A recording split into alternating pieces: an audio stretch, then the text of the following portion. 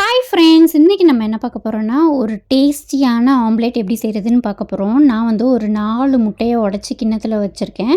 அதுக்கு மேலே பார்த்திங்கன்னா ஒரு சின்ன வெங்காயம், அரை கொடமிளகா, ஒரு குட்டி தக்காளி, இதுக்கு மேலே வெங்காயத்தலை ஸ்ப்ரிங் ஆனியன் சொல்லுவாங்களே அது, கொத்தமல்லி கருவேப்பிலையை குட்டி குட்டியாக நறுக்கி போட்டிருக்கேன்.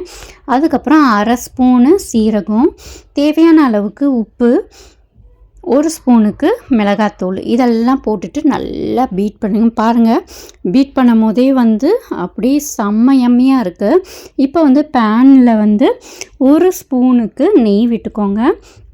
அதுக்கப்புறம் 2 கரண்டி வந்து இந்த முட்டை இதை வந்து போட்டுக்கோங்க. ரொம்ப தடியாகவும் இருக்கக்கூடாது, ரொம்ப மெலிசாகவும் இருக்கக்கூடாது. இந்த இதில் ஊற்றுனீங்கன்னா செம்ம டேஸ்ட்டாக வருங்க. நீங்களும் ட்ரை பண்ணி பாருங்கள். ட்ரை பண்ணிவிட்டு எப்படி வந்துச்சுன்னு ஃபீட்பேக்கை கமெண்ட் செக்ஷனில் வந்து சொல்லுங்கள். பாய்.